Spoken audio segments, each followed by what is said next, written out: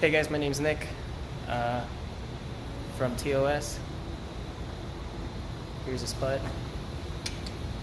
1997 Lexus LX 450, and this video is going to teach you how to replace your knock sensor. If you have one of these trucks, you probably know these things go bad all the time, or at least twice, one for the front, one for the back. So this is gonna take you through the front knock sensor. It's kind of hard to see, but if you were going into the truck, there's your battery here, your power steering reservoir. So your knock sensor is somewhere there. Hard to tell because it's dark, but if you see that little silver looking wire, that's the connector to the knock sensor. So I picked up a light so I can actually show you the knock sensor. So there it is, that silver thing. So where that red connector goes onto the wire up here, that right there is the connector, the knock sensor that we want to replace, knock sensor number 1. So the first thing you want to do is disconnect the electrical connector. So you can do this by squeezing the tab on it. You can see that I already disconnected mine. That gray connector, so the raised sides, that's where the tab is, that you have to just press in and then pull back, and you'll be able to pull it out and separate it from the connector. So before you go and spend a bunch of time trying to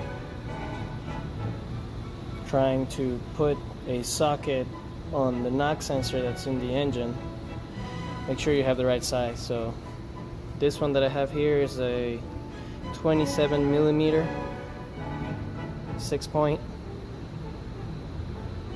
So this is the right size. You can just set it in there and see that it fits perfect. Probably you should make sure that you have this before you take anything apart. You'll see that I already have the joint in there to ease mobility. So I think the easiest way to get to the knock sensor is to remove these plastic covers that prevent dirt from entering your engine bay, and using a bunch of extensions which are with a ratchet. And to remove that flap, all you need, you can use a fancy plastic trim removers, but I just use needle nose pliers. I get to the back of the plug like so, put my fingers behind the pliers, and then pull as close to the plug as possible, because we don't want to break it. And yeah, you don't even have to remove the whole thing. You can leave the third one in and just move that aside, and you can see the red electrical connector to the sensor there.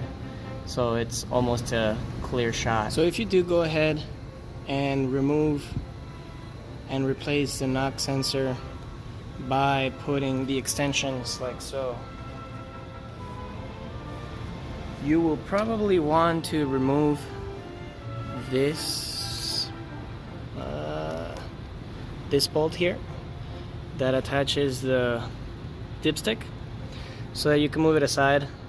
You'll see that the extension passes really close to the dipstick for the engine oil, and I actually didn't do that when I removed it, and I'm pretty sure that curve wasn't like that before. So yeah, you definitely want to remove it and pull it this way so that you have more clearance for your extensions and your socket. To remove that, all you need is a 12mm socket. So what you want to do here is feed the extensions with the joint and the socket through this hole here, as close to the knock sensor as possible, and then come here from the top and actually fit the sensor with the socket. You'll see I already have it fitted there. Hopefully you can see it. Yeah. So that red stripe, that's the socket, and you can't see the sensor because it's already inside the socket. So from here you can add another extension to cover the tire, and just put your ratchet on there and crank it out. So another tip is if you're like me and you never have the right tools for the project because you're on a budget, like for example that ratchet is way too small for a 27mm socket, so it's very hard to put torque on there. But since it's Husky and it's a decent brand, and because I'm not gonna go and buy another one, you can use this.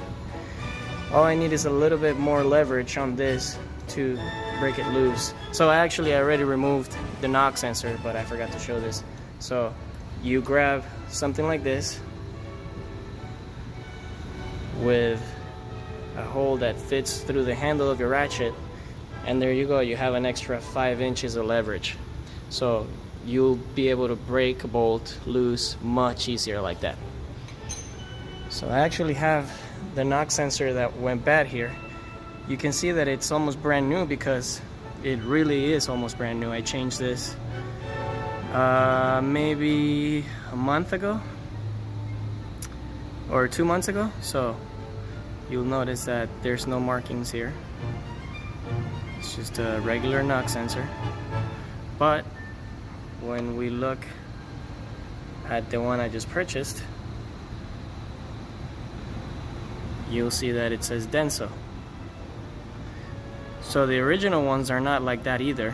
The original ones don't say Denso like that. But for some reason, the other one that I bought for the knock sensor number 2 circuit does work, so I'm giving it a shot. So now all that's left is do the reverse process to put in the good knock sensor in, plugging in the connector, and turning on the rig. The light should come off on its own, and if not, you can always reset the code. So that's how you change a knock sensor on a 93 to 97 Toyota Land Cruiser or Lexus LX450 with a bad knock sensor. Knock sensor circuit number 1. Hope you enjoyed it, and I hope you find it useful. Thank you very much.